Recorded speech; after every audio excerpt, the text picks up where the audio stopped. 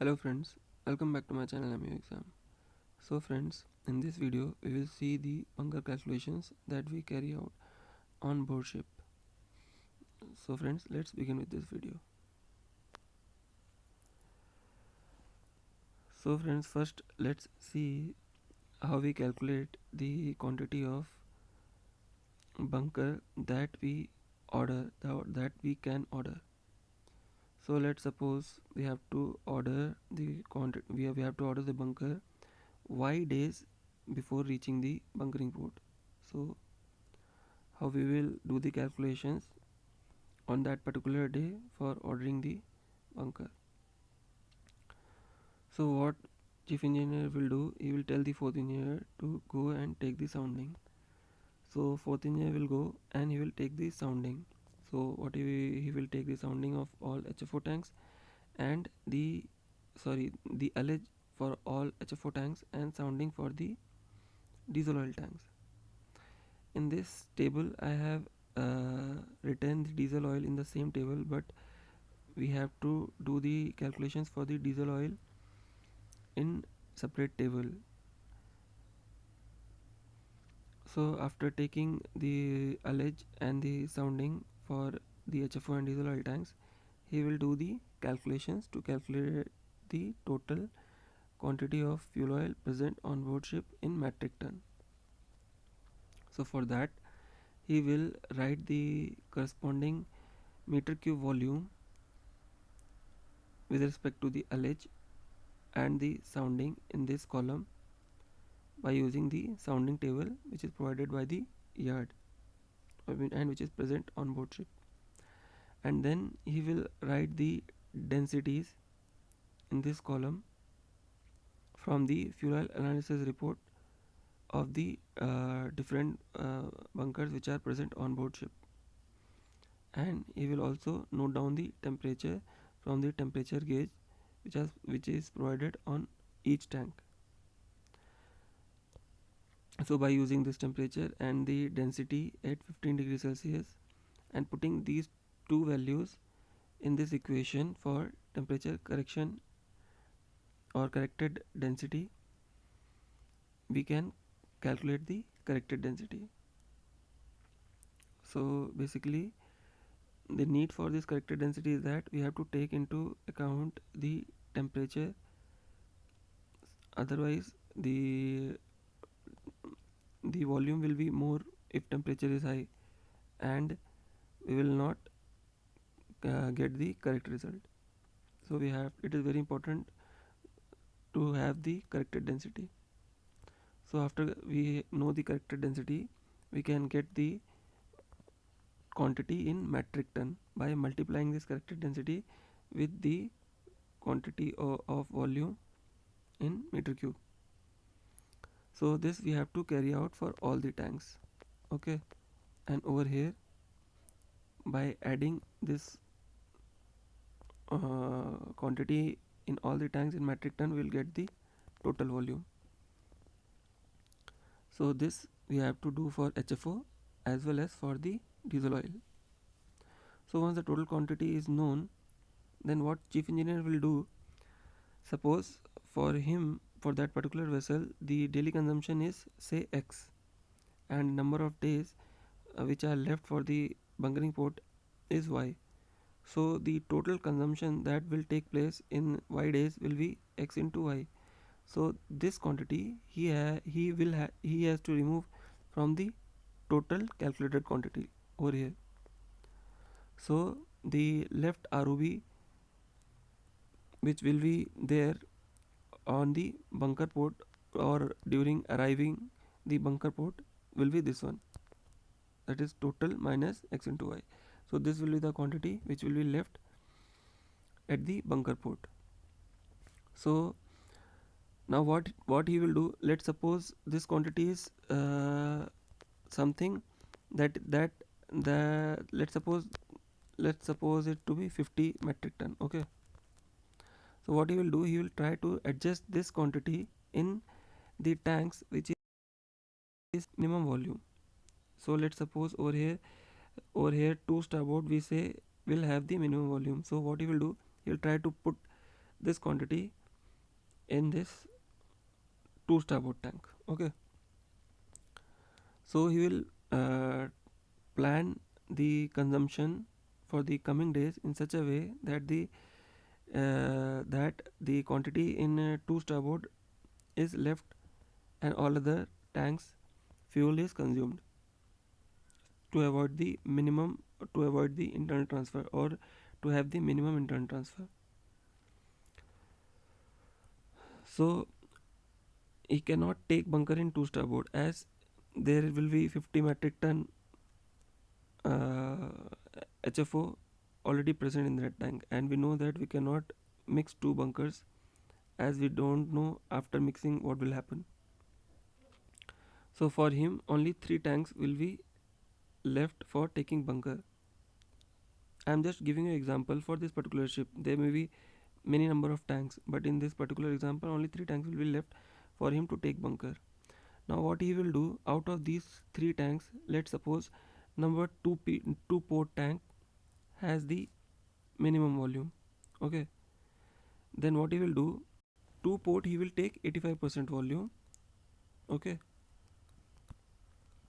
and all other tanks, that is 1 port and 1 starboard, he will take 90% tank volume. Okay, and he will get the, by adding these two, these three, that is 90% for 1 port, 90% for 1 starboard, and 85% for 2 port, he will get the total volume for bunkering. Okay, let's suppose this be A. Okay, so A will be the total volume that he can bunker. So what he will do, he will just assume a density of 0.96 or 0.97 and multiply with this quantity, and he will get the final quantity of fuel oil that he can bunker in metric ton, and that quantity he has to order.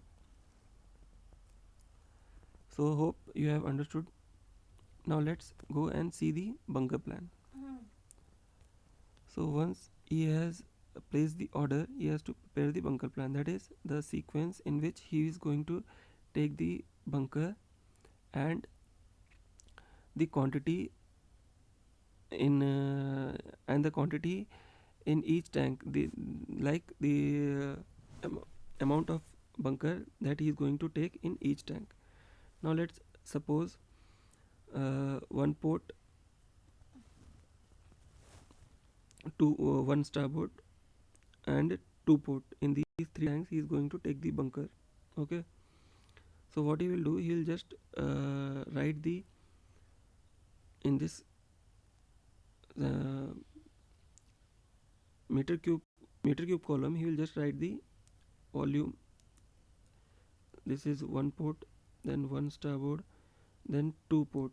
Okay, for all these 3 tanks he will, for 1 port and 1 starboard, he will write 90% volume. Okay, and for 2 port he will write 85% volume. Then by assuming the density as he has already assumed during ordering bunkering, 0.96 or 0.97, he will multiply with the column in the metric ton.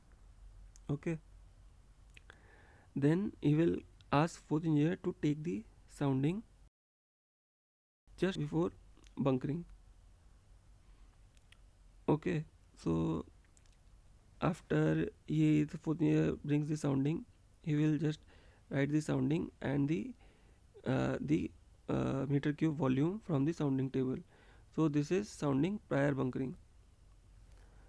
Then after that he will add this sounding, this volume, that is the volume prior bunkering, plus the volume which he is going to bunker for all the tanks, and write it over here in the expected sounding or the expected final bunkering or after bunkering in this column. And by using the sounding table he will write the corresponding sounding in this column. So this is the final volume of the tanks that will final configuration of the volumes of the tanks that will happen after sounding or after bunkering. One thing over here is to be noted is that after this is completed, he has to find out the percentage, this volume percentage, and write it in this column and check if it is not crossing 90%. Okay, and for the smallest tank, that is the 2 port, it should not cross the 85%. This he can easily compare if he has noted down the 85% sounding and their corresponding volume, and 90% sounding and corresponding volume from the tank, from the sounding table.